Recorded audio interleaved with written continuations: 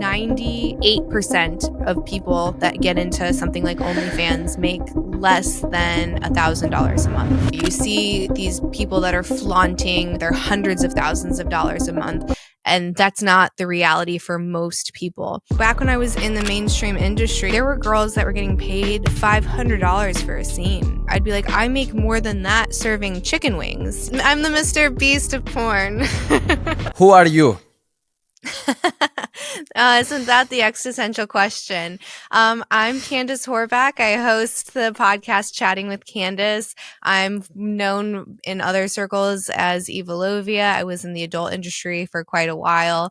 So I've kind of shared my growing up and my transition from, like this sex symbol into now womanhood and motherhood and just like my whole evolution as a creator, honestly. And I guess my mission is to show that we're more than what we might seem to be, to have people be a little bit more curious, to approach things with that curiosity instead of judgment. And I guess just to show my vulnerability.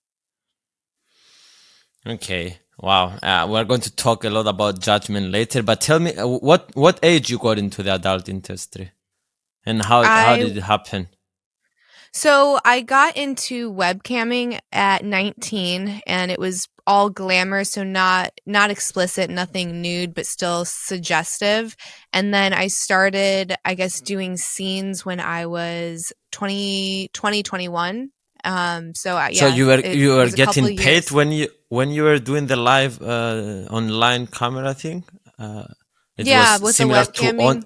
On OnlyFans webcamming. This is very different. So like with OnlyFans, it's more chat based, and then you post content. It's not necessarily live one-on-one or live with a whole bunch of people watching. And webcamming, like back then, my free cams was the version of OnlyFans. It was huge. It was like the largest third-party platform. So people would log on, and there usually was one female and then like an audience of 100 people to like thousands of people. And what made a lot of like really big stars back then was you would have like these massive audiences, and they would tip to see like a public show. So it would essentially be some kind of like striptease or sexual act after a certain goal was met. Okay, first of all, I need to tell you that it was not my dream to talk about this stuff, but I always sense that there is a lot more to it. And I watched one podcast of Mia Khalifa, I think, and I was like, wow, this is so interesting to hear the inside story about all this stuff and how she feels about the whole thing. So this is so exciting for me intrinsically, for curiosity reasons, like you explained before. But let's go back to the side that we were before. So you said you did that and you were making money with that? With webcamming, it was okay. Yeah, I mean, it was decent. It definitely wasn't life-changing money or necessarily money that justifies the consequences of that decision, right? Because there's a lot of consequences that come with the decision of getting into any kind of explicit work, even if it's only suggestive. Like even that is enough to close certain opportunities and lose friendships and relationships and that kind of a thing. But some of the girls that were doing it were making a lot. Like the top models at the time were doing about $50,000 a month. And you, how much you were making back then on that platform? Back then, oh my gosh, maybe 10,000. Yeah. Okay. That's a lot of money for a 19-year-old girl. It's a lot of money for a 19-year-old for sure, but it's definitely not a lot of money in the long run. And it's not a lot of money if, like, let's say you have bigger ambitions to do something that's more traditional, like if you want to get into teaching, or if you want to get into medicine, if you want to get into law, if you want to get into more traditional roles, it's going to be next to impossible. Even if you want to become like an EMT, if that stuff's discovered later, it's going to be very difficult for you. So if you look back, you're like $10,000 a month, that sounds like a lot of money, but it doesn't justify a lot of in comparison to the doors that are closing. You mean exactly? Interesting. Okay, so that was kind of a big motivation for you to continue and do more stuff, the money. So explain me how it evolved from webcamming to the other stuff. Well, It wasn't exactly, I was making really, so like I said, I was making about $10,000 a month ish doing the webcamming. I also had a website, and then I also was bartending at 3 different places. So I was making, for a 19-year-old, unheard of money, right? Like if I were to compare it to anyone else that was in school, it was insane. But um so money was set for me at that point. It was like I wanted to do more. I wanted to do movies, and I didn't like being told what to do. It's just against my it's against my being to be ordered around, and that's all webcamming is. It's a bunch of people you don't know telling you what to do in exchange for whatever kind of money. And to me that just didn't resonate with me at all. So I wanted to do more like films where I could be more creative, where I could be more of a character and not necessarily being bossed around. So I would say it was more of like the transmutation of like how can I express myself in a more authentic way, and webcamming was not that. Okay, so you're mentioning that it was not about the money. That Hmm. it was okay. So how it Which actually evolved? kind of helped me. Yeah, continue what you're saying. How it Sorry, helped you? there's just a, oh yeah, so it honestly was like a huge blessing in disguise. So I was like I was a Hooters girl, and I was making crazy money during my shifts. I lived in like, or went to school in a beach town. It was one of like the more popular restaurants. So I mean, you could easily pull in a shift what a lot of girls would make doing scenes, sometimes more.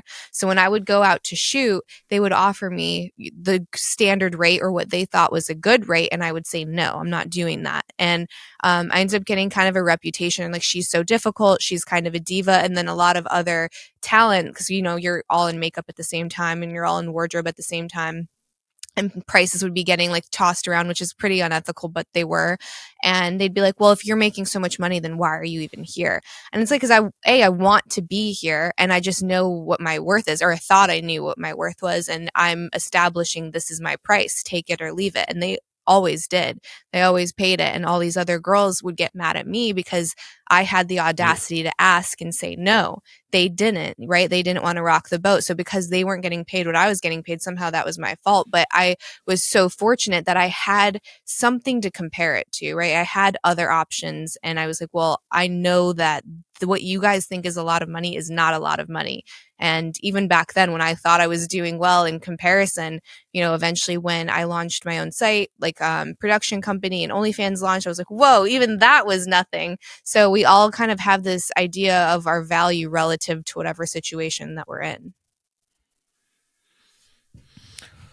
So much to unfold there, but let's take it chronologically. I was listening yesterday the one talk of the guy that wrote the autobiography of Elon Musk, and he said is the best way to take things is chronologically. So let's go with that. So you continued, and how it evolved after you doing all these jobs, getting all these 10 at 20 years old, and how did it evolve with other things?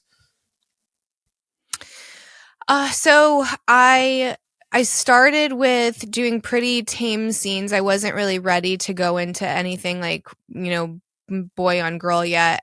That just it seemed like too big of a jump, so I really took my time with things. I think again that helped a lot because it started to establish a fan base really early within my career, and I wasn't it's almost like you train the industry and you can train the audience on what to expect and how to treat you. So if you go in and you go in with very firm boundaries, and this is what I'm willing to do, this is what I'm not willing to do, and you need to respect that, then you have a higher likelihood of being treated and having a better experience throughout the industry than if you're like, I'm going to be the world's most extreme performer, anything goes. And then they kind of start to expect that and demand that. And then unfortunately, I feel like it creates like a lot more of a harsh fan base. Like when you do like those really extreme things, it's those performers get a lot more hate, I think, online, especially if they try to transition to something else, if they try to share their personal life. It's just the dissonance between their character and who they are is just wider. So yeah, I think I just wasn't ready. And again, like so many, I look back and when you backcast, you can connect all the dots and you're like, oh my gosh, this was fate, or this made so much sense, or this was, like, so like you just like recognize the blessings a lot more easily, I think, when you look backwards. So again, because of those decisions, I think that's why my career has lasted for so long, why my brand has lasted for so long, and then also why I was able to kind of control my experience as much as I could have.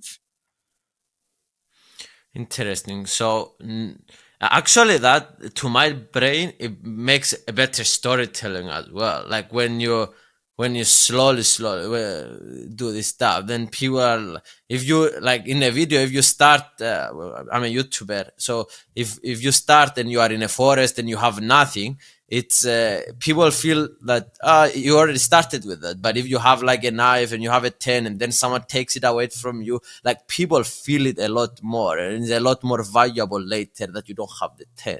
So it makes sense what you said from storytelling perspective as well. Mhm. Mhm.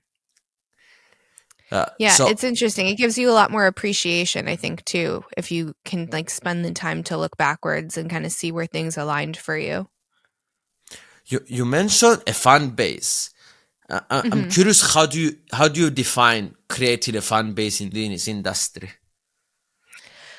Well, I don't think that it's much different than creating a fan base if you're a YouTube creator or if you're an Instagram creator. It's just of a more intimate nature. So I think that navigating it can be a little bit more tricky, and I think the lines of ethics, like what's ethical and not, is also a little bit more tricky, and everyone kind of has their own boundaries and how they handle that. But I think in the beginning, it's nurturing those relationships, right? It's commenting back, it's engagement, it's asking what do they want to see, right? It's sharing your journey along the way and not just the finished product, like not just the scene. So they want to get to know you, and I think that that's universal across all creators. Is That's the difference between a celebrity and, an influencer or a digital creator, is they want to actually feel that they know you on a personal level, whereas the celebrity, I think, like, a lot of the value is the mystery, and it's what they don't share and what they don't know, and they almost seem to be more untouchable, and that's traditionally how they would present themselves. Whereas the creator came along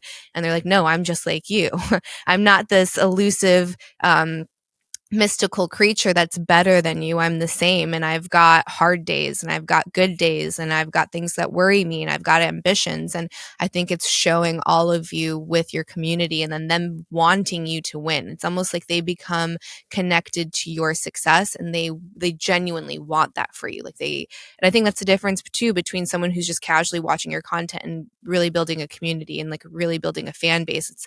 I have fans that have been with me since day one, which is crazy. You know what I mean? Like, that's such a long time. And now they see me. I mean, I don't show my children online. Like, I might show the back of them, but I never show their face or anything like that. But they've seen this whole my life trajectory, essentially, right? Like this young college girl to then getting married to then having a family, and then um, dealing with the complications of my decision to be in the adult space, and then what that looks like. So I think, yeah, it's sharing all of it with everybody, and then still keeping a healthy boundary. Like I said, I don't really share much of my children. Their face isn't anywhere. So still creating like that protective boundary, because some things are intimate, like beyond sex, like family is intimate, your children are intimate, and certain things aren't I think, not to be shared. But yeah, I think it's taking them along for the ride.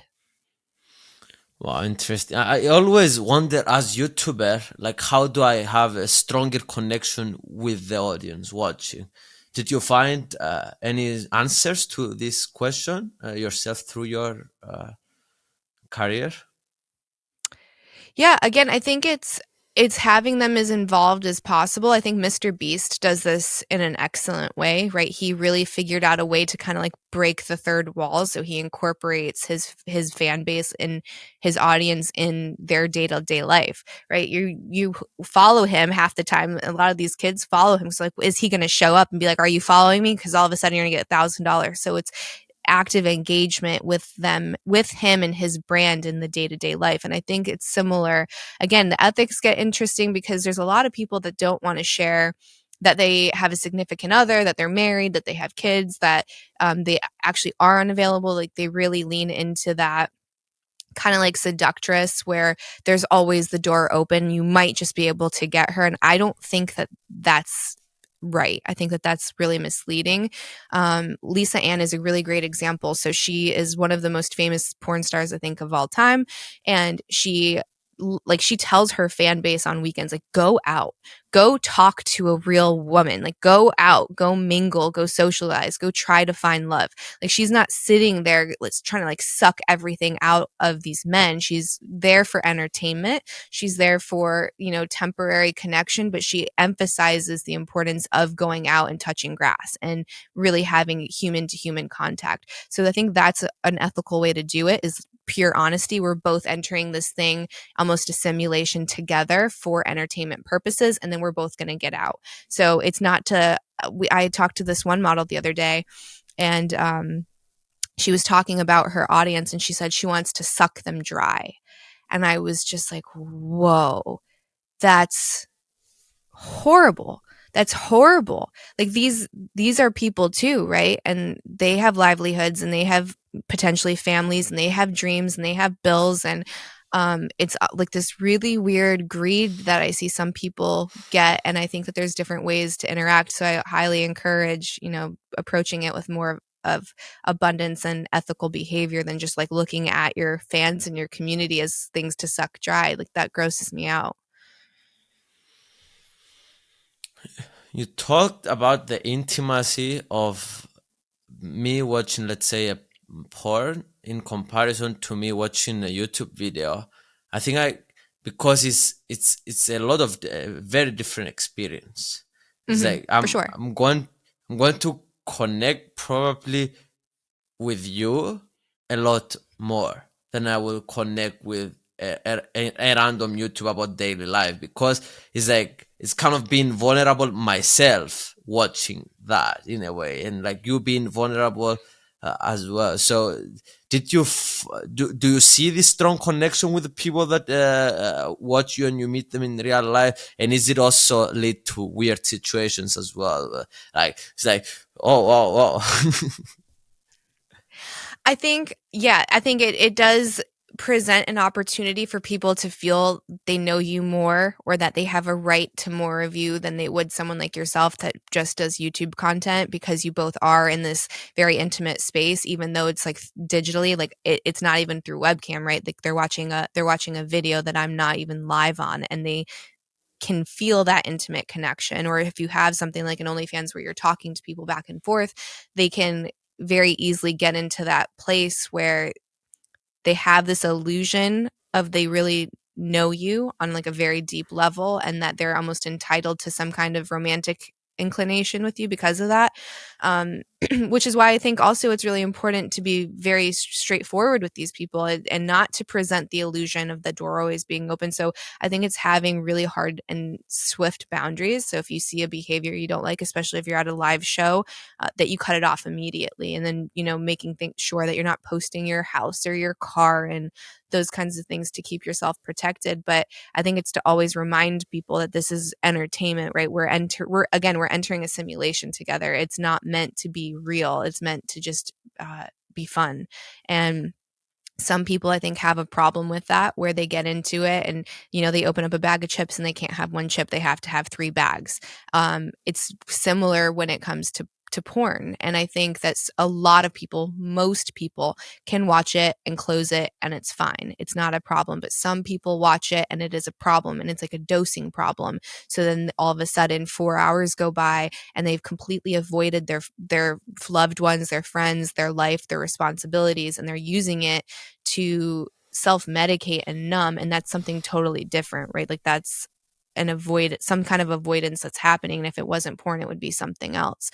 So, yeah, I think it starts with the responsibility of the creator to be ethical and honest as to like what you're engaging in.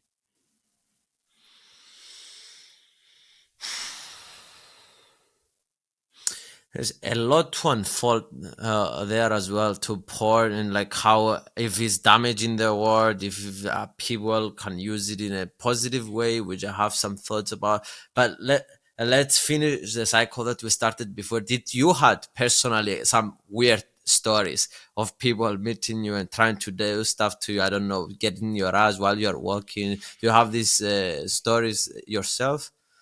Oh, I have boatloads, unfortunately. Um, oh my gosh. Yeah, I have a few.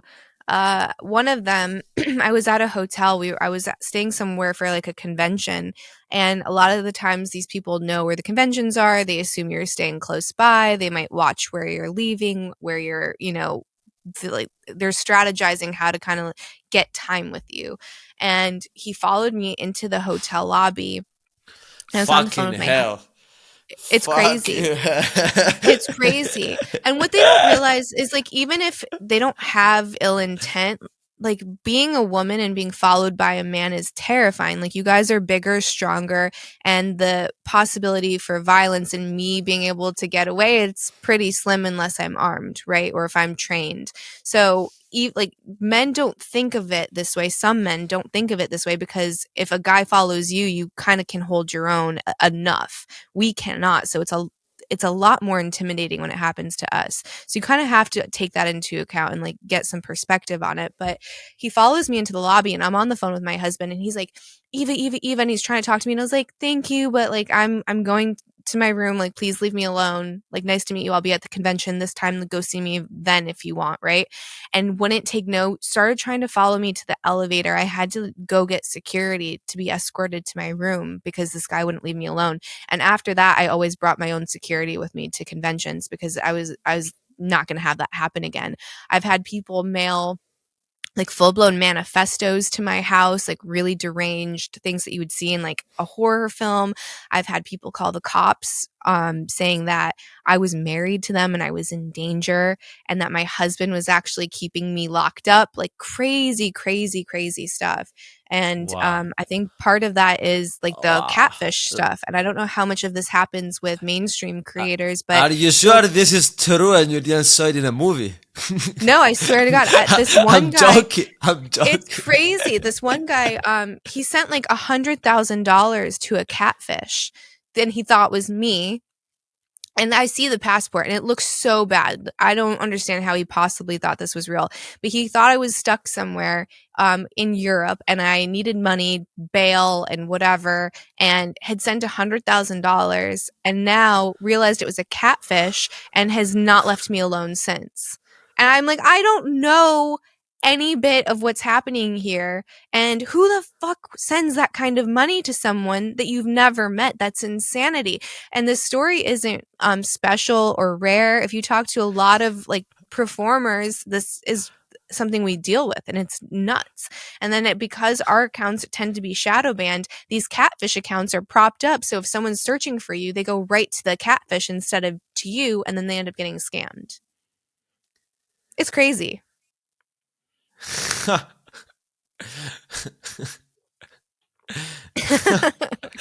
I can't believe this was a real story of someone sending $100,000 to a fake person that they thought Mm-hmm. that was you. Mm-hmm. And this shows kind of the power of this industry in a way. It's like Yeah, it shows the power of that. It shows how much people really are craving connection, right? Like they're craving connection so much that they are willing to give their last dime in hopes of meeting someone to fall in love with, and that's so sad. That's so sad. what about porn? Do you think it's good for the world? Is bad for the world? I think it's a tool like anything else. And I think that the power is in who's wielding it and their intention. So if you have a match, you can use it to light a fire and keep yourself warm, or you can light a building on fire and burn it down. Right. So I think it's a powerful tool. And I think that you have to go into it with the right intention. So if you're using it as just entertainment, if you're using it within like a couple to spice up a relationship, if you're whatever, right? If you're using it for play, that's one thing. But if you're using it to avoid your life, if you're using it to replace real connection, I think that's where you get into trouble. Interesting. But by the way, this question is coming from not that like social media is bad for you. I know that if you are For consuming sure. so much, so it's not the only thing that is bad. It can be bad for you, but I think it's very easy to fall to a loop of addiction there in comparison maybe to other stuff, because it's like we're psychologically like we want to mate, we want to, I don't know, have sex, and like it's the first time that gives you the imagination and the sensation and all this stuff that you might be doing in real life in first time, like in the recent years. Before that it was not. You can see more naked girls now in your phone than the king of any country back then. So it's For sure. But so it's interesting. If you look back at the history of erotica, you can find cave paintings of erotica. So it's always been something that's in us. Sexuality, sensuality, the erotic, that energy is a part of us. And to deny that, it's I think that's where you get into trouble, is when you're like severing off that part of you and you're casting it away as untouchable or shameful or shadow instead of integrating it in a healthy way, right?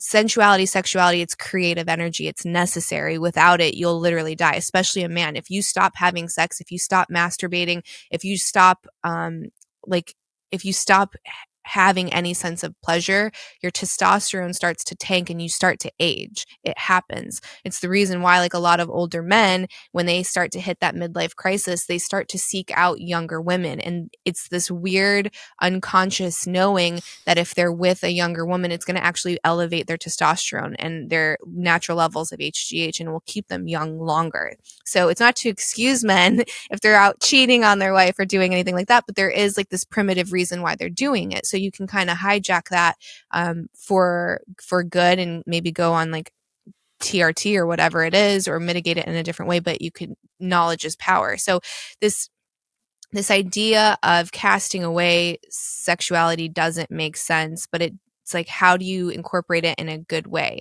And but again, there was cave paintings, and before religion was super widespread, people were having full moon orgy parties, right? Like, we didn't look at sex the same way that we look at it now. It's this kind of puritanical, monogamous, till death do us part. That's the new experiment. I'm not saying that that's not beautiful if you consciously choose that, but there are all sorts of modalities and expressions of sexuality and love and relation, and you get to decide what you want that to be.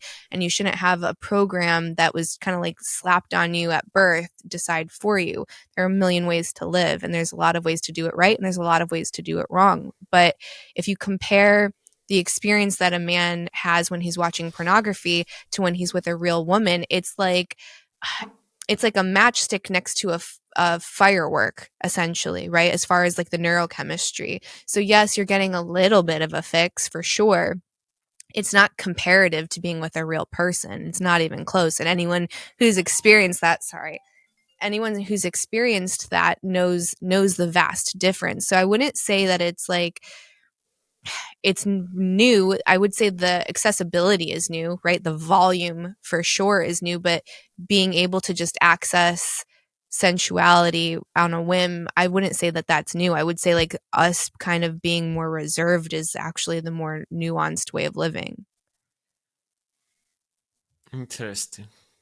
So you think that in older age, was not a taboo topic, and we were more free on sexuality?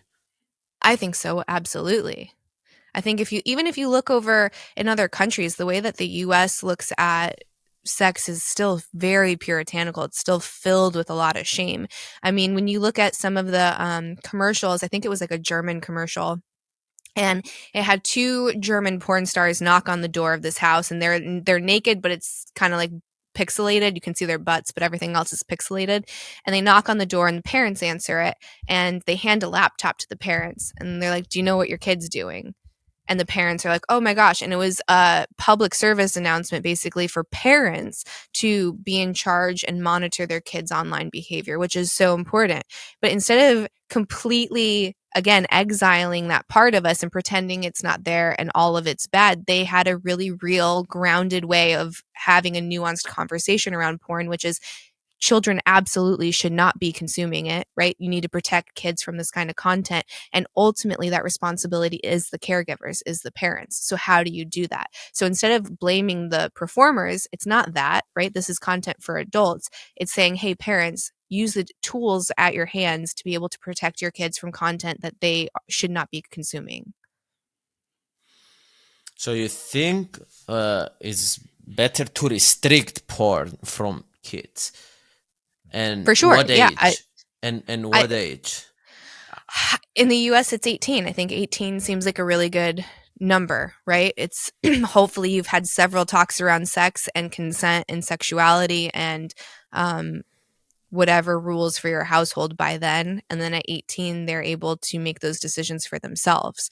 But it's until then, it's your responsibility as a parent to kind of mold them into the person that you think is going to be able to handle the world and make decisions that are best for them and be able to know their own boundaries and their tolerance and their levels, right? I think if you compare it kind of to drinking, right? The rest of the world has a much younger age for alcohol consumption than the US.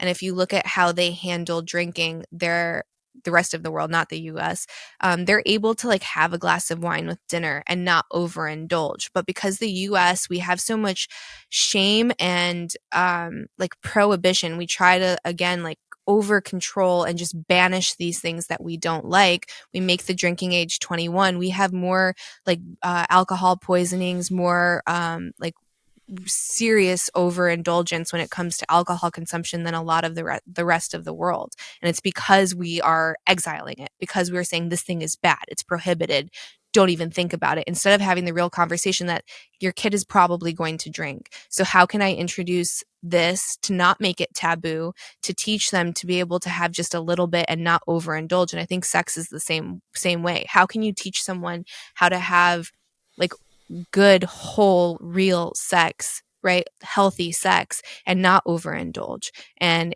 I think what we're doing with this casting away and this shame and this exile is we're creating a bunch of people that are now overindulging. Uh, to push back a bit on what you're saying, or on maybe your side as well, but in a different way that you're saying. If we put age restriction of 18 for porn, let's say, we're creating a similar problem because, like you described, this is an argument to support in a way what you're saying. I'm from Cyprus, and when I moved to the United States when I was 19, Cyprus is a small country in Europe. It was crazy to see that people wanted so much to do alcohol at their 21, like it was their whole life. And I was like, guys, I'm doing alcohol from 15, so it's not a big deal now. It's boring. Like, let's move on to more interesting things. So I did alcohol, so it was not a big deal for me. So the same way with porn, if we put it an age restriction to 18, then it's the same thing. Maybe we should let the kids explore their sexualities. Maybe, I don't know, maybe 12, maybe, I don't know, because if we have 18, then we still create this problem. I don't know, maybe I'm wrong. Well, are you going to be giving tequila shots to a 3-year-old, even in Cyprus? No. Right? Are you going to give them a tequila bottle at 3? Probably not. Okay, so there is but it will be funny. But yeah. No, it wouldn't, because that poor little baby could really get into trouble, right? They could die. I agree. Yeah. So are you developed enough to handle the tool, the entertainment, whatever the thing is? Are you developed enough? Do you have the skill set to be able to handle it? Now, having a glass of wine with your parents or like a sip of wine at 15, that's pretty normal across the rest of the world. They're not going to let you have the whole bottle. So they're still putting guardrails around it so that you can learn. You can learn to make your own decisions and the right decisions. I think with alcohol, it's a lot of parents don't even want to talk about it, and their kid ends up, binge drinking in the woods and then getting rushed to the hospital because they didn't have an opportunity to like gauge wherever their tolerance was, right? To assess the safety of it.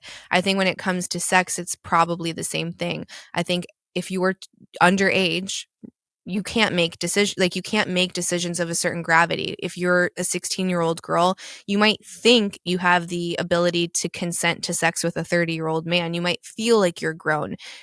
As now a woman in my mid 30s, I look back to me at 16 and I'm like, wow, how foolish. I was in a relationship with a much older guy at one point and I thought I was consenting. I thought I was old enough, blah, blah, blah. Like, no, there's the power dynamic there is not, it's not fair. You're not ready to make that decision, which is why we have these guardrails. I think when it comes to porn, it's the same thing. Honestly, social media, to be honest, as well. Like, Yeah, I don't think it's much when I say porn is like the same thing with social media. So it's the same for sure. bubble there. Right. So would you give your 9-year-old unrestricted access to TikTok? My answer is absolutely not, because at 9 they're not going to be able to make the decision to stop scrolling or what they're watching, or to discern between content that is like rotting their brain and going to like indoctrinate them into whatever ideology that is being presented on this phone if I'm not watching it. I think it's the same with porn. I don't think that a kid can make the decision to stop scrolling. And if all of a sudden a suggested video comes on and it's violent and it's dark, how do you explain that to someone?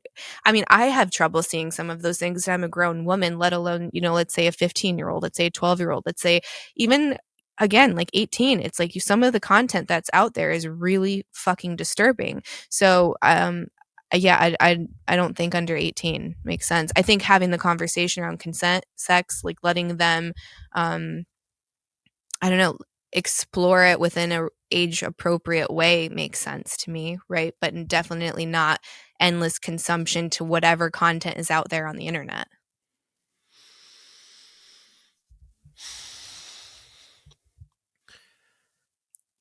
It's a lot different than Ha- like a Playboy. Think about like back in the day when before the internet, and a dad would have like a pet house or a Playboy under the bed or stashed away in the bathroom, and the kid would find it, and then you'd be like, "Oh my god, I got dad's nudie magazine," right? Like that's a coming of age story for a lot of young men.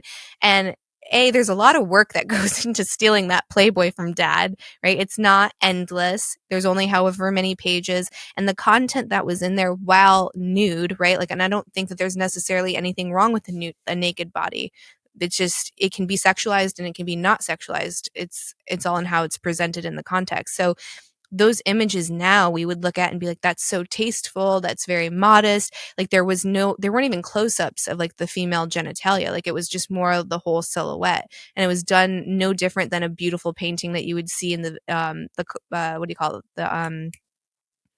it's the escaping me, Louvre. the Louvre. Yeah. So you would go in there and you would see these beautiful Renaissance women that were naked. It's no different. Very, very similar. It's just one's a photograph and one's a painting.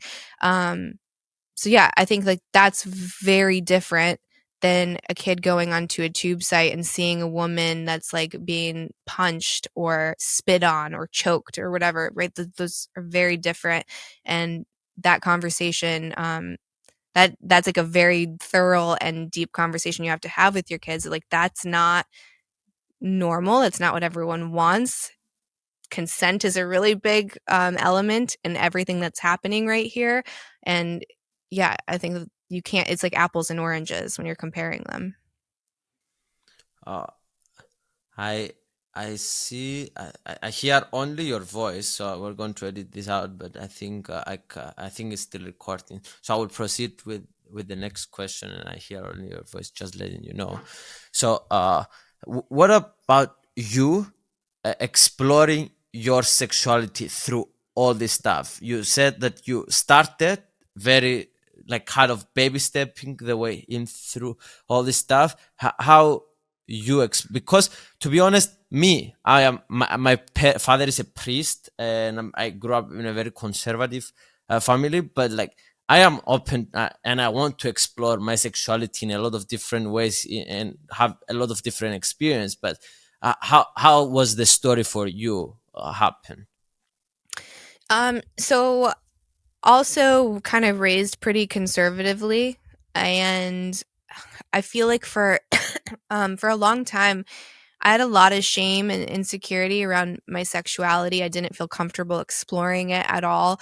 I didn't even know it was an option for women. I thought it was something only boys did. Like, I thought girls don't masturbate. We don't experience that. We don't have those wants or desires. It's just for boys. And that's kind of how it was presented to me in some way. And then I don't know, I saw these women that had a different perspective, that seemed to really own their sexuality, their sensuality. They were like living goddesses almost, right? Like Pamela Anderson back in the day, or Carmen Electra, or Tara Patrick. And you saw these powerhouses of women who were so confident and seemed like they could have anything that they wanted and do anything that they wanted. And they were just so secure in themselves. And I was like, well, that seems like a much better alternative than the way that I'm going through it, through insecurity and jealousy and comparison and I don't know, like this like fear essentially. So for me, I think that because I didn't have a connection necessarily to the person I was working with, that all the pressure was off. Right. It wasn't this question of, if I do this, is he no longer going to love me? Am I there was nothing to be lost. It just seemed like a safe place to kind of explore that. Where if I was doing that with a boyfriend, I don't know, like love gets into the mix, and then you get entangled with this person and you feel like you made a decision that now binds you to them forever, instead of being able to just authentically say, like, what do I want? What is me? What is not me? What is the pleasure that like I'm owed, right? Like, that is your right. It's your right to be able to experience pleasure. And I think a lot of times, especially as young women, when you're with younger guys, they didn't have the conversations with their parents about like what it meant to be with a woman, right? Like, it's something you're supposed to do together. It's not for yourself. It's not a means to an end. So those relationships, even though they're off camera and maybe more traditional, can also be damaging. So for me, there was a lot less risk by doing it in a professional setting than in my own time. So you think it was absolutely zero connection? With some people, for sure. Like, there was some people where I had a yes list, so I would only work with men that were on my yes list. Women, I would work with pretty much anyone that was a woman. I was like way less picky with that. But with men, there What was a was the yes yes list. list? It was I had girlfriends that were in this industry for a while, so I would ask around, like, who treats you the best on set, like who's kind, who's respectful, who's professional, right? Who's safe, essentially, because there are good people and there's bad people, just like any industry. So you have a lot of the men that I worked with were married, so they weren't going out to the clubs and sleeping around and potentially bringing in an STD to the set, right? Like, they were very professional in that regard. They weren't making you feel uncomfortable by hitting on you while you were in makeup. Like, it was a professional scene, and they actually like, I remember my first boy girl scene. I was terrified. I was shaking. I was so terrified. I was like, what am I about to do? What am I about to do? And his name's Mick Blue. I met his wife the week before we filmed, and she's just like a beam of sunshine. She's so sweet, so loving, so empathetic. And when she approached me, she's like, oh, I heard you're doing your very first scene with Mick. And I was like, yes. And I'm expecting her to be like rude and catty and jealous and all, because that's my experience in the real life. And she hugs me and she's like, I'm so happy for you. He's such an incredible man. Like, you picked well for your first scene, because he is going to make sure you are so comfortable. And I was like, whoa, this is her husband and she doesn't have an ounce of jealousy. Wow. There's so many ways that you can live life, and that seems better to me than like the anger, the rage, the jealousy, the possession that a lot of people lead with. So we go to do our scene, and he comes up to me and he's like, we can go as slow as you want. Let me know what you need. If you need to stop, if you need to break, she's like, just like tap me and I'll tell the director to stop. Like, if you don't, you know what I mean? Like, he was like being the leader in that situation, and very in tune to like my level of comfort. And I think back to any man that I've been with in my personal life up to then, they never did that. They never cared to that level or were checking in on me. Like, it was like they needed to finish. It was about their pleasure. They not once were like, what's your comfort zone? Are you okay? Are you enjoying this? So it kind of flipped a lot of the stories and narratives that I had on its head. You know what I mean? It's there's good people and there's bad people. So I had a yes list of men like this that genuinely were good people, that weren't there to like be a stud or whatever it was. But you said with some of the people you didn't grow connection. Mm-hmm. Oh yeah. So with some of the people, they would be on there just because they fit a certain criteria, right? Like they were professional, they were clean, they were safe. And they'd been in the industry for a while, so I could feel, I don't know, like reassured on set. And there just might not be a spark. You don't connect with everyone, but there was like a mutual respect, I would say, between the two of us. So I didn't ever feel like I was being disrespected or exploited or anything like that. But some people, there's more of a connection. Like you can be attracted to them in that scene, in that moment. You might really like their personality. Like it doesn't necessarily need to be physical, but you didn't have a husband back then, or you had a husband back then? No, we were dating. We were dating and then engaged, but not married. Interesting. I'm curious to hear also his perspective as well. Is he jealous about the stuff that he has the approach of the woman that you explained me? Like, what is his approach through all this stuff? It was definitely a learning curve for sure. Neither of us had been in a situation like that ever. We'd only been monogamous, and there is no book for it as well. No, there's certainly not.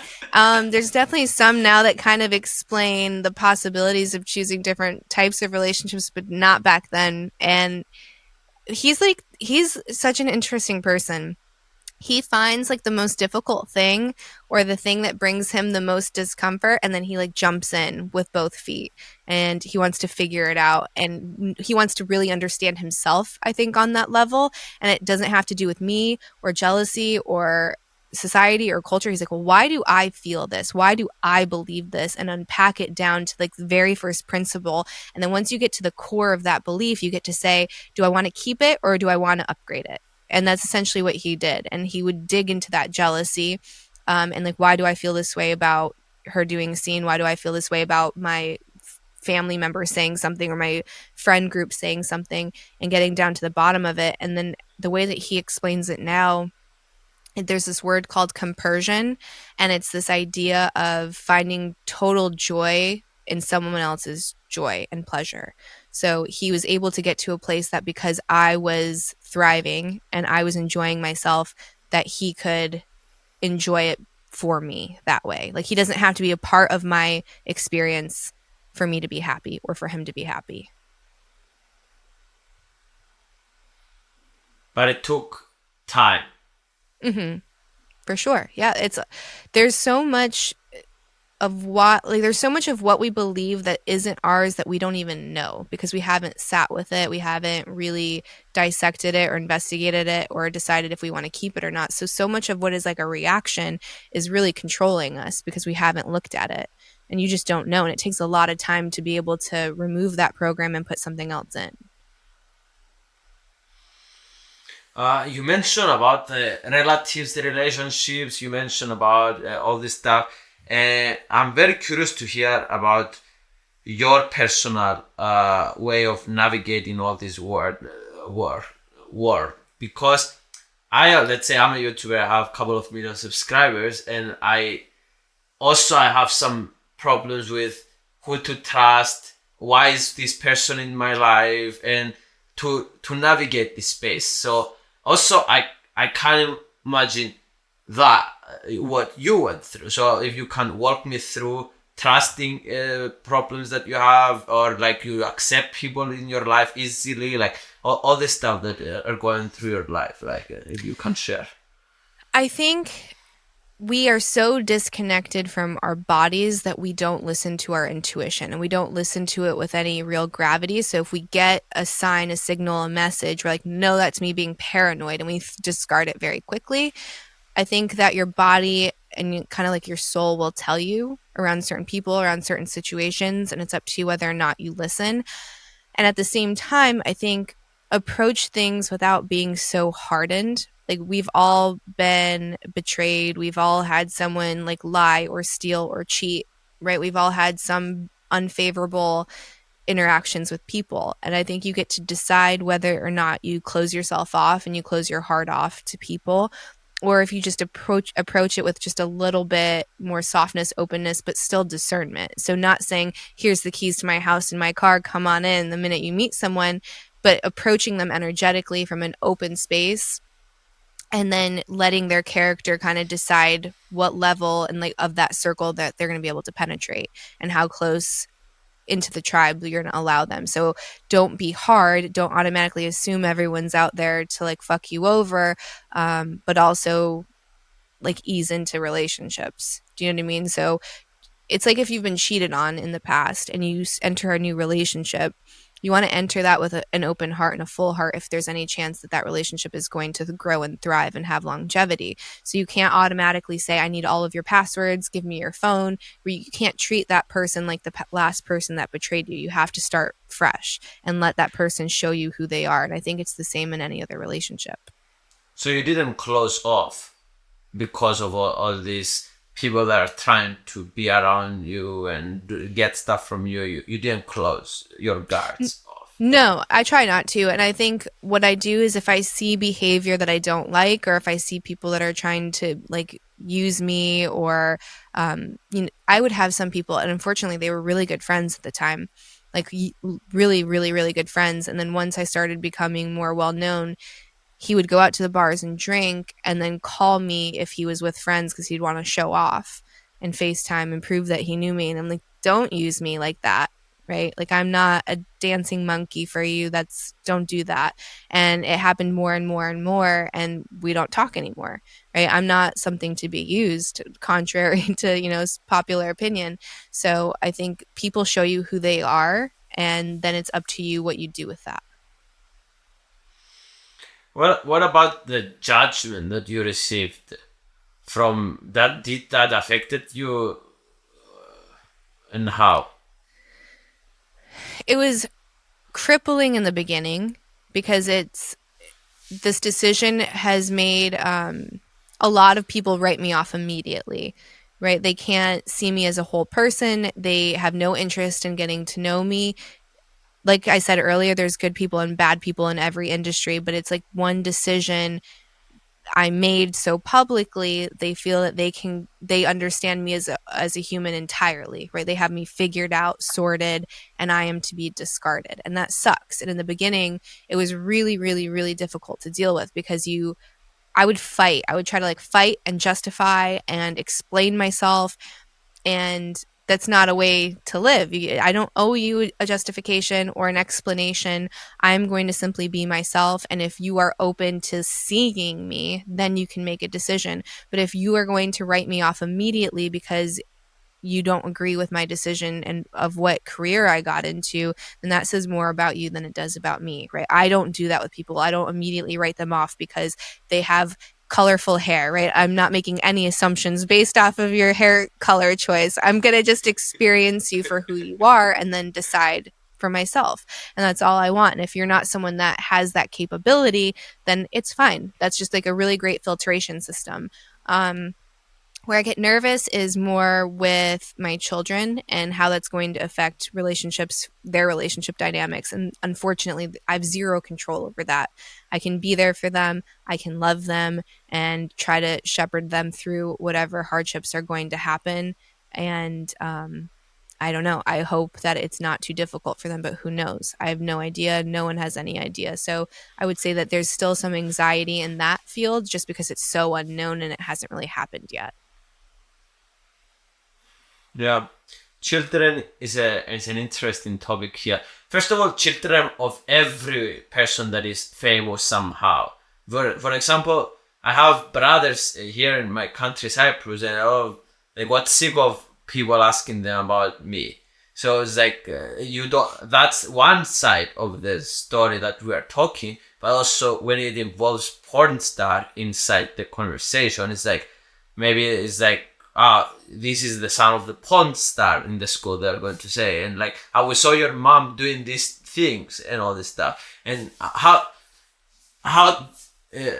how is that? So probably you think a lot about this, as I understand.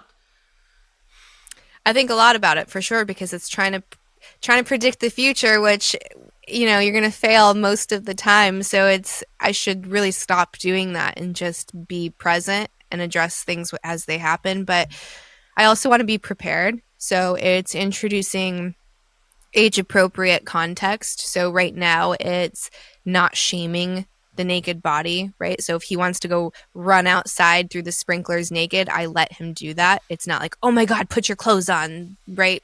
It's not that at all. And then as they get older, again, it's just more of this integrative experience between themselves, their developing sexuality, and how they see the world. And then also to think critically and not to go along to get along and not try to just pacify who you are to appease a crowd. I don't want you to ever sacrifice your authenticity in order to gain acceptance. So teaching them to be strong men and men of integrity, and men that if they see something, they say something, and they defend their family and their loved ones. And it doesn't matter if they're the only person against an entire crowd. It's like you stand up for your tribe. And yeah, I think it goes into leadership and eventually martial arts, and teaching them to lean into pain and lean into difficult things, and you can do hard things. And sometimes the best thing is to not go along with the crowd. I'm kind of jealous how you were explaining about the naked and being comfortable with the naked thing. First of all, it's like I'm so scared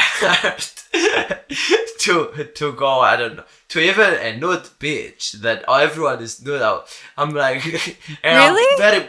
I'm very bold person, but it's like that is pushing a boundary. But which this is the reason why I need to do it more.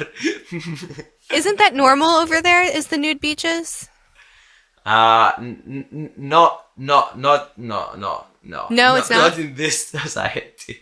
Oh, okay, because I wasn't sure. I know some places it is. When we were in France, almost all the beaches were naked. It was just naked everywhere in France at all of the beaches. And I was like, this is such a different way of living.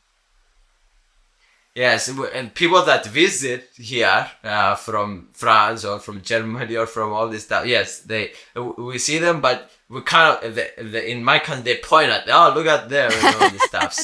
So it's but yeah, it's such a, I don't know why, it's embodied in most of us that this is like a extremely dangerous area that a lot of people are afraid. Why you think, and how did this happen? I mean, you're literally exposing yourself, right? You're bearing it all. You have nothing as a barrier between you and other people, and it's take me as I am.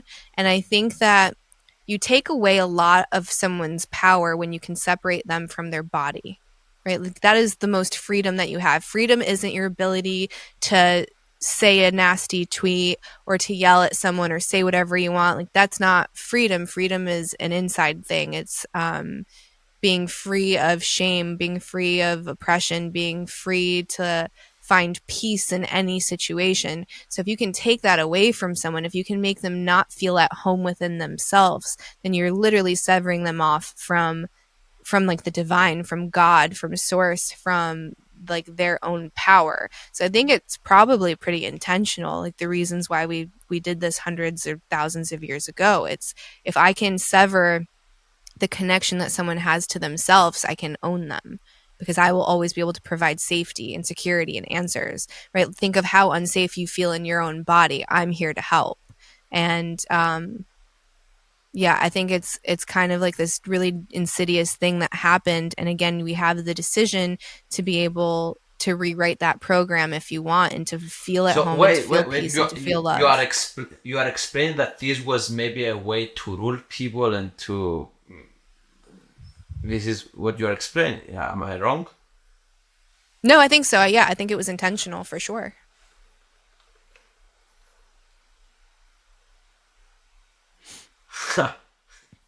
Clothes. Your camera, if I'm looking funny, it's because I can't see you, but I can hear you, and it says that it's still recording. Yes. So it's it's crazy. Actually, it's crazy to think that, to even consider the possibility that putting clothes on people, it's a way for us to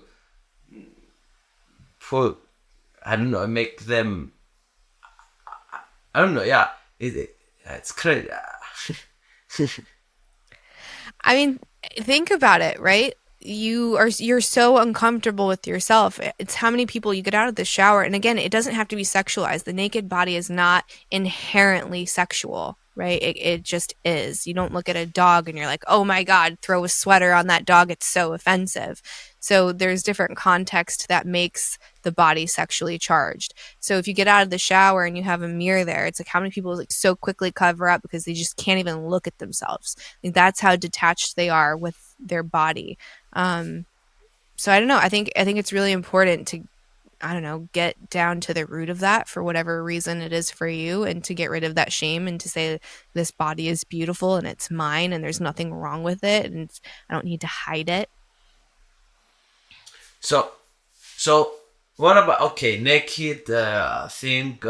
It's for obvious thing that you explained. But what about more deeper stuff, more extreme stuff? Like, for example, going with, I don't know, two with a man, or exploring, going with three women, or like doing a lot of crazy stuff to explore of how you are, who you are, if you like it, how do you feel in that situation? Uh, Like how do you go about making that decision, or like how do you start to implement that?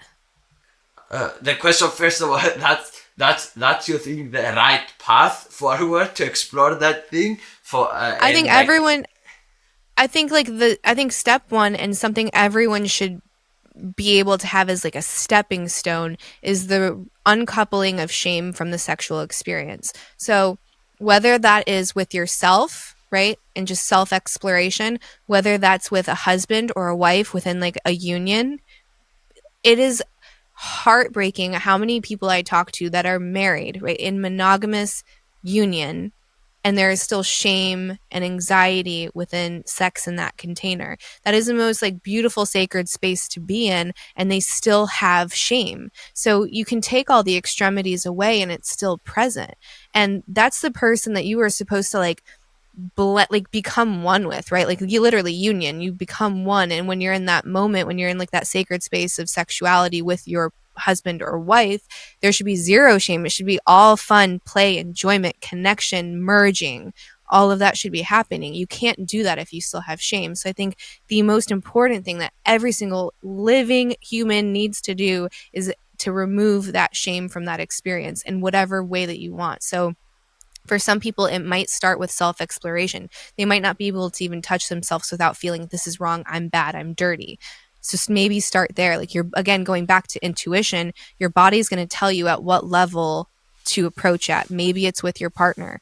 And again, you want to take small steps. You don't want to just dive in and try to bypass that situation. You want to honor it and say, okay, this has obviously served me for some reason, but I'm choosing to now have a different experience. I'm choosing to let this go and to see it for what it's supposed to be, which is bliss. what the stuff that I shared about you before, about the going to a bit more extreme. Mm-hmm. What did it teach you as a person? This stuff. So for me, I never did anything. Well, I guess everyone's level of definition of extreme is going to be different. Mine's probably a little bit is probably a little bit more than most, but I never was like an extreme performer. I didn't do I didn't do big scenes. I didn't do like I was pretty vanilla. Um, and for me, it's again honoring your body's boundaries. I never did anything I didn't actually want to experience. So I have done scenes with multiple women. I've done like one or two scenes with two men. That's it. And that was because I genuinely wanted to experience that. I never pushed my body's boundaries in that way. It was always something that I was like really, really curious and like really wanted to experience fully. So I think that's important. It's if you're wanting to explore something, ask why and see if you're doing it to compensate for something, if you're doing it to fill a void, if you're doing it because you're trying to like fill something, that's probably not good. If you're doing it to supplement, to add variety, like whatever it is, like to add variety, if you're really following a curiosity, I think that's different. And we have this idea that anything but monogamous missionary is deviant, and that's crazy, right? Because again, if you look at it from the context of a marriage and a union, is there anything within that union between two married people that is going to be deviant? I'd say absolutely not. Right? Absolutely not, because you're merging, you're one person. I think all sex is deviant. I think Masters and Masters said that. So all sex is deviant because there is nothing more unique than the individual. So I think you have to honor wherever your boundaries are, and just make sure that you have like really honest listening, and that you know why you're seeking certain things out. Wow, interesting. So doing all this stuff with a point of curiosity, not because you want to show off, you want to do you want to feel powerful or for stuff that are the wrong motivations. Interesting. Did you learn anything about yourself doing all this stuff? I learned that I'm a lot happier once I approached things with like more love and curiosity and less judgment. That I was, for a lot of my life, judging other people because of how terrified I was of like my own insecurities, shortcomings, not feeling like good enough, worthy enough, like all of those things. So I think what my experience in the industry has shown me is that never stop growing, never stop working on yourself. Um, no matter what you do, you're going to be criticized, and you don't owe a justification or an explanation to everybody. The only thing that you owe is to yourself and your family, and that's to continuously be growing and improving. And the right people are going to find you, the right people are going to stay, and then the people that are not for you are going to leave, and let them, right? Like, don't waste any of this precious time trying to chase after people that are not right for you, or jobs that are not right for you, or whatever it is. You don't need to convince people to love you or like you. You just have to be yourself.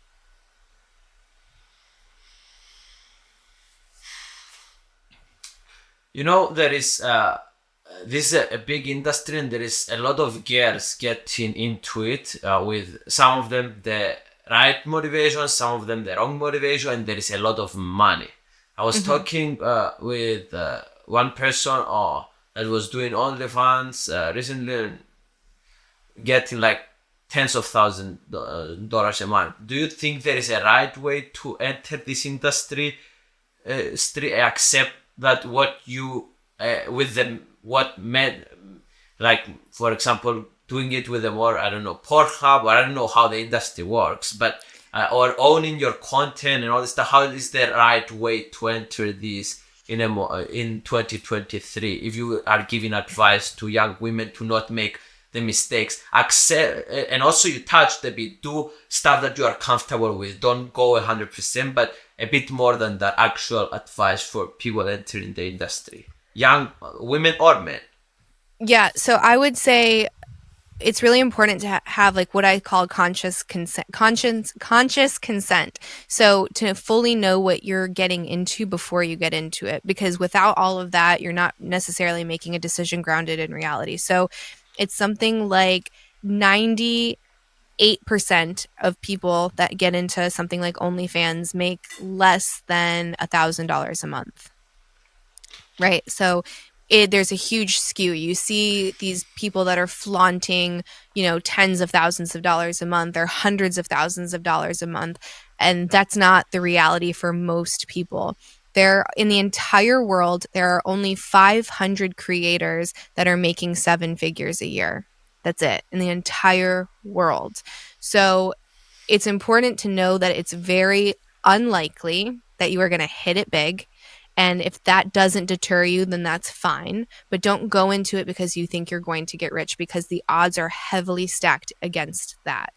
As far as content and ownership goes, I 100% think you should own all of your content. I think anything other than that is pretty predatorial, especially nowadays. There's no royalties if you go into the mainstream industry. You shoot once, they'll pay you a couple $100. They're going to make thousands, tens of thousands, potentially millions, depending on how well the scene does, and you get a couple $100. To me, that is so unethical and that is so wrong, especially when that decision that creator made is going to ostracize them from so many different circles. So they just did something that permanently affects the rest of their life, and you're okay with giving them a couple $100 and no royalties. To me, that is unacceptable. And I think that working for anyone that doesn't give you at least some kind of ownership in the content, like immediately that's a red flag. Don't do it. Own all of your content.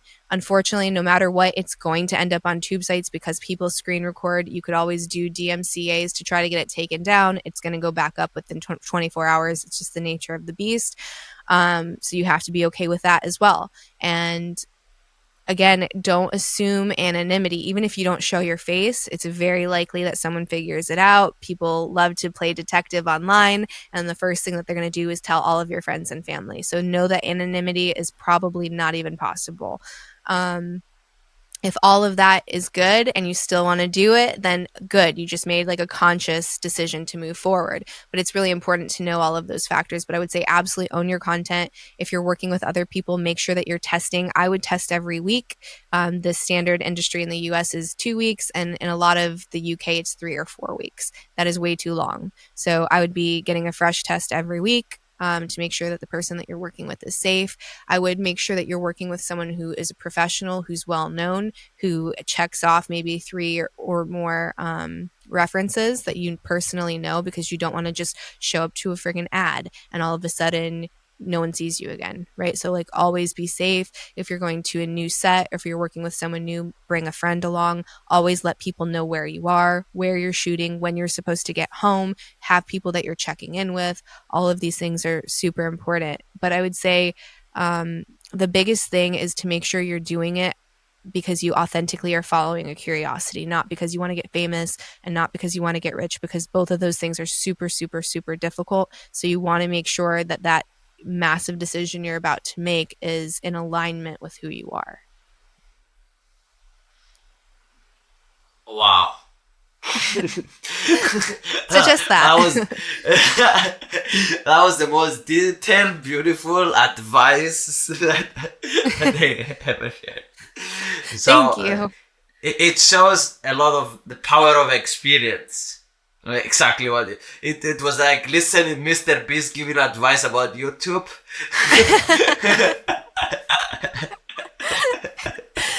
Thank you. Yeah, I'm the Mr. Beast of porn. Yeah. So, how much money you made through all this stuff? Like, what is your net worth currently?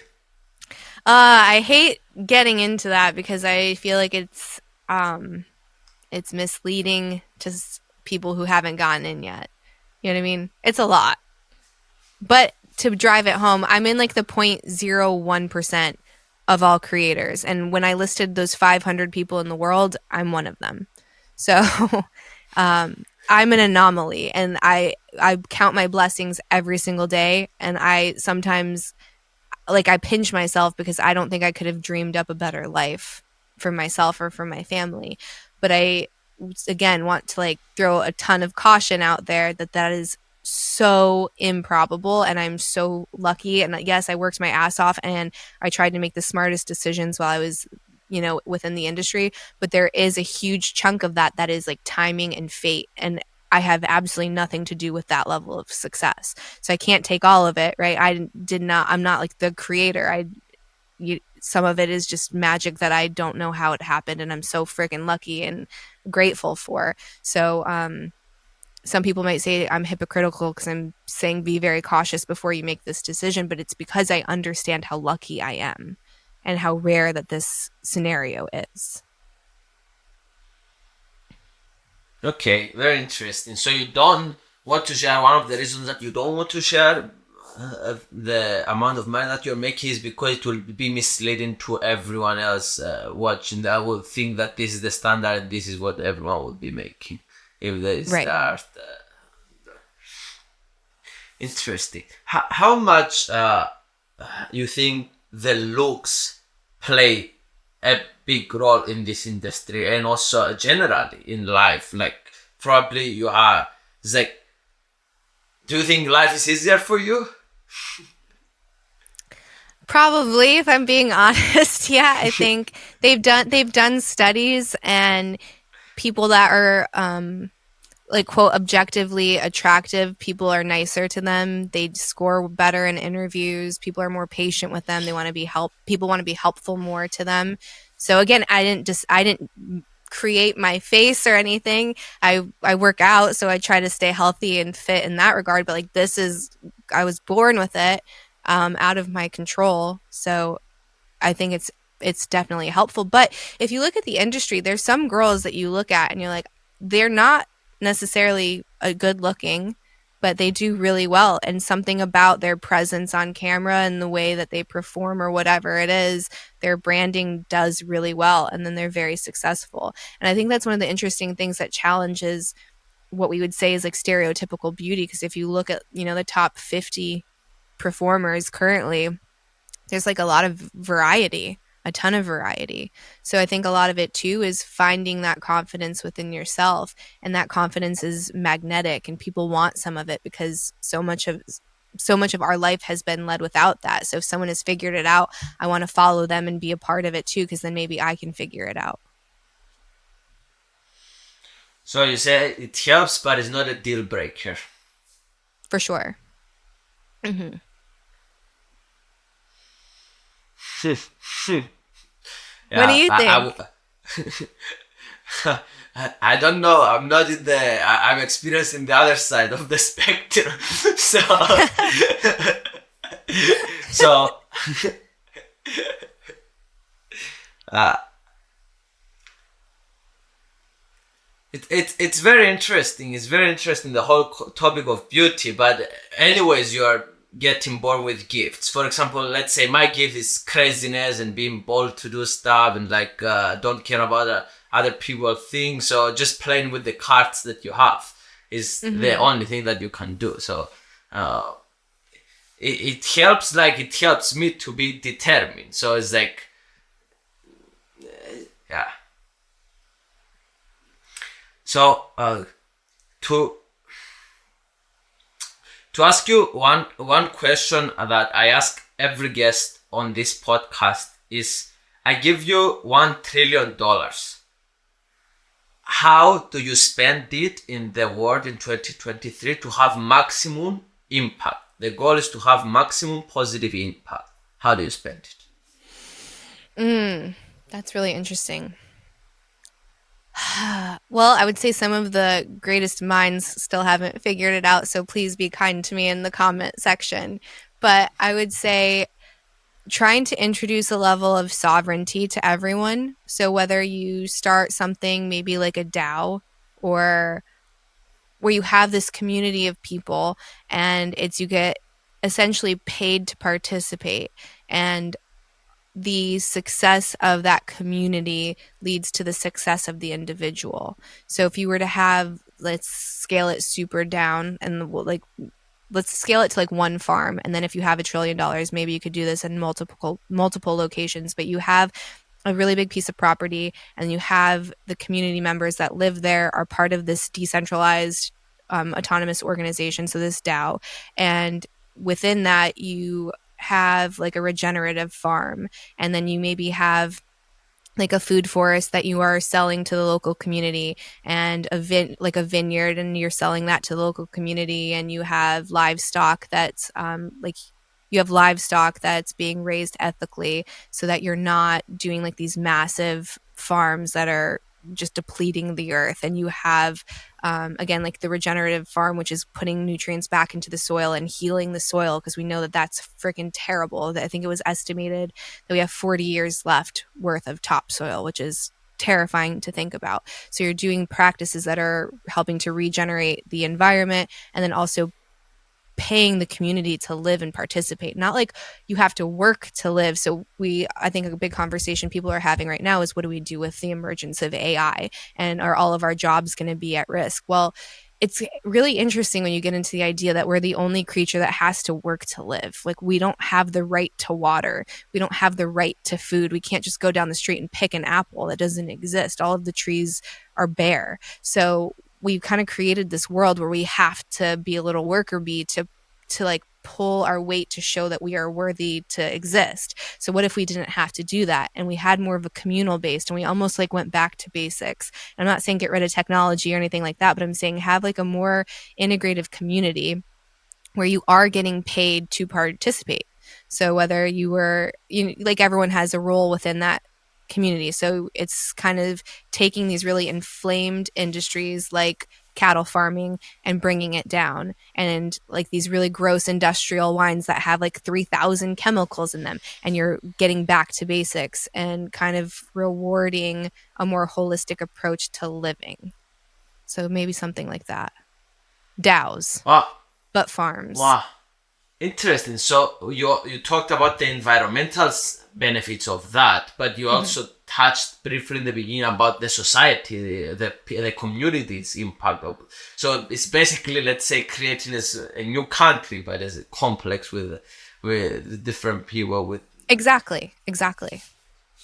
Decentralizing it to like a more functioning degree, right? We know that 150 people, not 150,000 people, 150 people is where things start to topple and get a little bit chaotic. And then we have to have bigger government and more force to be used in order to go along to get along. But what if we decentralized that to more of like a local level?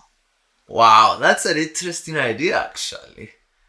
Yeah, and it's not that difficult actually to happen. It's like 150 people going and creating something somewhere is not like the most impossible thing in the world. Like, if you find some people, but it needs to be a diversity of people, like some farmers, some like people, I don't know, to clean the streets or all this stuff. But yeah, it's and maybe you can you can try the first universal basic income. Let's say something like that. So it's more. It can be a way to test things as well, if things work, and iterate and improve. So right, and everyone's co-invested in the success of everyone. Like, you're all entangled together. So you want to show up and you want to contribute. You don't want to be lazy because it's for the betterment of yourself ultimately and the group. Yeah, and if you have your own currency, your currency is getting stronger. For sure, yeah. And then you can create your own coin. Yeah. Wow, I think that's an interesting idea, and I don't think there is probably somewhere in the world that you can actually do that, but not like if you are somewhere in the United States. I don't think you don't need to obey the laws of the United States, but probably there is places in the world that you can do something like that. It's a very interesting idea. I ask a lot of people in the podcast. This is an interesting one. So thank you. I observed something, so I watched some of your porns. I don't know if this is, probably you are very comfortable with other people watching your porn because you are you. So it's not like something new, but it's a bit weird for me to say that.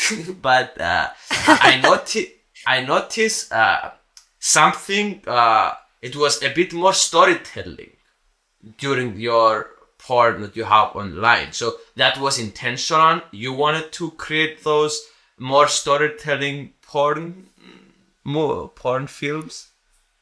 Yeah, that was what I always wanted to do. I didn't really want to do like those gonzo man with a camera kind of scenes. I have done those, but the majority of my career was more movies and like longer scenes with a storyline. Not that I'm great at acting, and I think that there's plenty of proof on the internet I'm not, but that was so fun for me. Like, I loved being able to have a character with a backstory and go on set and pretend and be someone else for a few hours. And I really enjoyed that part of the creative process. So you forced, like, you always choose, like, I want to do this more with the story. I want to do this, like, you directing them in a way to do this stuff? Not necessarily. It's just, which companies are like shoot that kind of content. So I would work with those companies, and typically, it's very low budget ones that'll just do the guy with the camera. They don't have the resources to do extras and a prop and the directing and all of that in post. So you end up working with more with bigger companies that pay you better, and you get to do something that I personally thought was more fun. Some people don't like it because you can be on set for a very long time, and they look at it like they could do multiple scenes in that time and make more money. And sure, that's maybe the case for some people, but for me, it was like what I wanted to do. I wanted to do something that was more of a finished product. So I just discerning which companies to work with, based off of what kind of content they were known for shooting. And like out of curiosity, like there is some videos that got like 30, 40, 50 million views of those storytelling stuff. Do you get money out of those? Do you have royalties? No. That was no. You all get nothing. You don't own the content. You get nothing. No, this is before other platforms. Can we break really quick so I can go use the restroom? Yes, please, please. Okay, I'll be right back. I'm sorry. Yes, not a problem.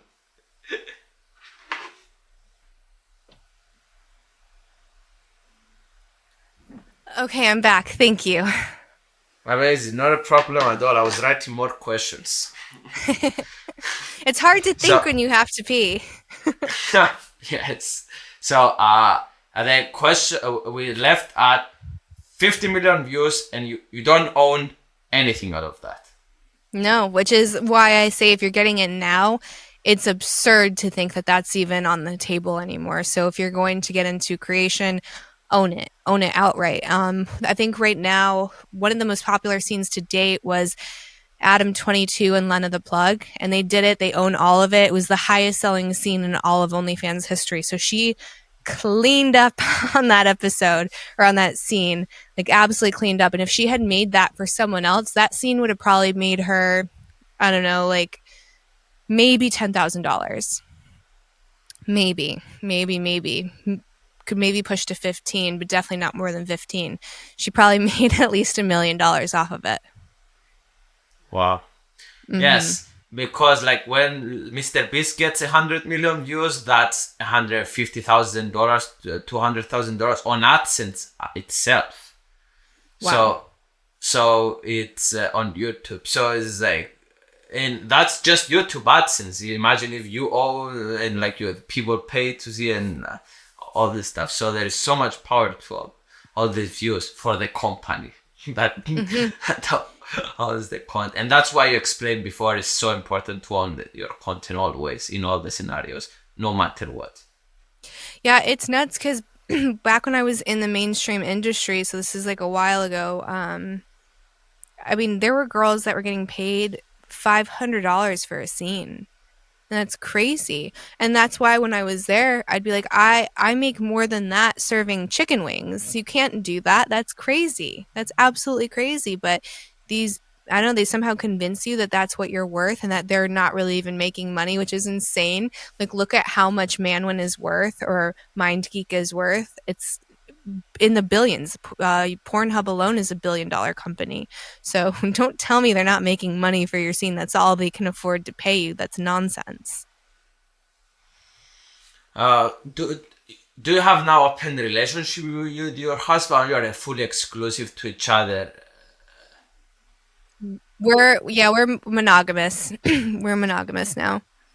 And why to choose that route? Do you think this is better, more natural, or because you're experienced before, you are experienced and now you feel that you can be monogamous? Like how this I think choice? Because I'm curious about myself as well, and other people are curious what they want from their life. So I think that for the season of life that we're in, it's what makes sense. There's only so much time and only so much energy. And the way that we've always looked at it is that we both have to be like so satisfied and satiated and full within our union before we could even think about extracurricular activities, right? Like, what is the most important is each other and home. So having 2 small kids, multiple businesses that we're running, and passion projects, it's like there's not enough time in the world to add anything else to it. It would directly be taking away from our family and from our union, and then that's unacceptable for both of us. If we get to a place where, you know, the kids are older and we're more in like this, I don't know, like winter as far as businesses go, where things are kind of just like dormant or like self-running, and we have more time, then maybe. But like right now it's like all hands on deck, so there's just no way. And it's not to say I'm not attracted to people, and I'm sure he's still attracted to people because I've got eyes and I'm a living, breathing person. So I see plenty of people, I'm like, oh, they look fun, or they're really sexy, or you know what I mean? Like it makes you feel, I don't know, like a spark. But then you can use that within your relationship. So instead of denying it and say, oh my God, I'm such a bad person because I just saw like a gorgeous man that I fantasized about, I'm like, okay, well now I can take this aliveness and look at my gorgeous husband and be let's do this thing, right? It gives me energy. So I can use that and transmute it in a way that still serves my monogamous relationship. Wow, beautiful. So I am curious to hear your thoughts on how is the transition of you being, let's say, so famous for what you do for porn and trying to do, for example, a podcast about consciousness and all this stuff. How is the transition going? Well, the internet wasn't very nice in the beginning, as I'm sure you can imagine. And I think that was what led to my apprehension of starting it. My husband was the one that really tried to get me to like do the first episode. And I was terrified. I was more scared to do that than to make my first film because I just knew people were going to be so cruel and I just didn't want to deal with it. I also felt underqualified. Who am I to talk for a couple of hours on anything? Who wants to listen to me? He actually did the first few episodes with me because I was so scared. I'm like, you have to sit with me when I'm interviewing people because I'm so terrified. And then eventually I got really comfortable and it just became second nature. So in the beginning, I got a lot of negative feedback, but now I've developed an audience that is, there's some crossover. There are some people that knew me from before, but I would say the mass majority of people discover my podcast and then realize I used to be in porn. And I think that's a really interesting dynamic because it's disarming, right? So they have this idea of what a porn star is, and then they see me and they hear me, and I kind of undo a lot of that for them, which is a beautiful thing because now they're left in this position where they can unpack a lot of their ideas and their beliefs, and it's almost like a fresh start for a lot of people. How about managing the expectations of like from 50 million views to a couple of thousand views on a podcast? That's hard. That's so hard because if you have a lot of success in one area, you automatically expect it to transfer over. And when it doesn't, your ego says, I'm a failure. I'm not good enough. I shouldn't be doing this, whatever it is. Usually it's not very kind. And then it's a great opportunity to say, I'm not my numbers. I am not my job. I am not looking for external validation. I am whole and I am enough inside myself. And it's this thing where you realize how vulnerable you are and how much power you've been giving away. So in the beginning, I had that and I felt like a loser. Like I just felt like a loser. I'm like, okay, I had my success and that's all it's ever going to be. Woe is me, self-pity, all of this stuff. And then I was like, hold the phone. I'm still the same person. I'm doing it because I love it. I'm doing it because I want to. I'm doing it because I feel like it's contributing to the narrative and it's providing people like a way to learn. I'm just the porn star interviewing people and just a regular person. And then I bring on really brilliant people. So I'm learning with my audience. So there's a bigger purpose to why I'm doing what I'm doing. And that to me is what matters, not the numbers, not the engagement, not whatever, anything else. And when the success comes, because it will, then you can be like, oh, that's like a cherry on top, right? But it's not the reason or the purpose. And there's this Stoic quote. I can't remember. It might have been Marcus Aurelius. I'm not sure which one of the Stoics said it, but it said the moment that you seek approval or validation externally, you've already lost your integrity. And I'm like, whoa, that's so incredible because it's not something anyone else can give you. It's something that you already have. You just have to decide to lead with that instead of seeking other people, right?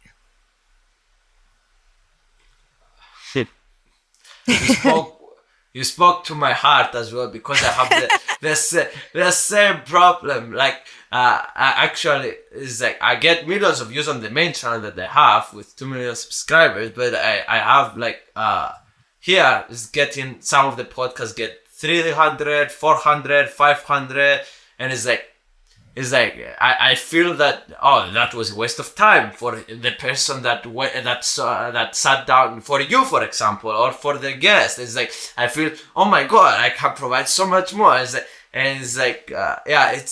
But now that you mention about it, it's probably an internal problem, and also like sometimes I remind myself, like Joe Rogan said, like he's doing that for 10 years. It's like, and he was doing it for 5 years with only thousands of listeners, not millions of listeners. So it's like, yeah. So, and podcast is one of the most difficult things that you can get audience on the internet. So it's like, I start to remind all this stuff, so it probably needs time and all this stuff. But now that you mentioned, maybe there is not something, because I always think there is something wrong with me now and I need to improve. Maybe there is nothing wrong with me now. now. No, there's nothing wrong with you now. You are good enough. You do not need the views. And I mean, you've already absolutely won the game. You can do it again, right? It's just repetition, it's time, and it takes time for your audience to accept and even want a different version of you. Because I think the problem with someone who is like so niche, like me, when I was just doing porn, that's all they wanted to see from me. Like, it's a very specific thing that I'm putting out there. So when I show them something else, they haven't been trained to want that. So they almost feel like disconnected, or that the other one is less real of you for some reason, which is so crazy for you to think in that example. Like, somehow the real me is less of me than the porn me. But you just have to keep showing up and know what your mission is. Like, why is it that you're doing what you're doing, and does it serve a bigger purpose? And if you have a bigger purpose, even if it's just because you really enjoy meeting new people and talking to them, if that's it, and you want to just learn from people, then that is more than good enough. And then you did a good job, right? Like, what you did was worthwhile. Yeah, like Elon Musk is saying, like if do it despite, it's probably going to fail, but if it's important enough for you, do it despite of all the things. Mm-hmm. So, but yeah, it needs to be a bit more enjoy the journey, not being a bit proud of yourself as well, that you are doing this, if despite continuing to do this despite all the thing, and also set up, yeah. It's very interesting. It's very interesting. This is, I think, a lot of people that they are successful in a lot of in some other things and jump into a new thing. This is probably what they experience often. Yeah, absolutely. It's just growing pains. So you're gonna fall down a lot before you start walking, and certainly before you start running. And yeah, I think if you've won it big one time, you just automatically expect that you're going to beat the house every time, and that's not necessarily the case. So you have to have a bigger reason why you're doing what you're doing. But hopefully in a couple of years we can have both of us a big podcast, and we can have this conversation again and look back and laugh at this and like. I'm sure. Well, yeah. So I have. I'm curious to hear what you want to leave behind in this world. I want to leave behind happy, whole, beautiful children that know who they are. That's what I want to do. I want to leave my kids knowing who they are, and like knowing that they were loved, knowing that they're worthy of love, knowing that who they are is enough. And for them to be able to like look back at their life and their life with me and their dad and say that was wonderful. Okay, interesting. More about the kids. It's very interesting. I end this podcast always with one very spicy, interesting way. Are you ready? I'm ready. So, you are going to die in 30 seconds. And this is what the world will have to look back to you saying something, broadcasting anything to the world about life, about maybe you can say something about your parents, you can say something about anything about this world. So if you die, I don't know, accidentally 3, 4, 5, 10, 15, 20 years from now, we can go back and look this clip, this 30 seconds, and remember you. So yeah, are you ready? Sure, yeah. Whoa, pressure's on. I would say I am so grateful for my life. I love my family more than anything in this world. I hope that they all know how much I love them and how much they are loved, and to never stop chasing their dreams and their curiosity, and they are enough. And uh, yeah, lead with love. The world is a beautiful place if you want it to be. It's a lot of Thank you pressure. guys.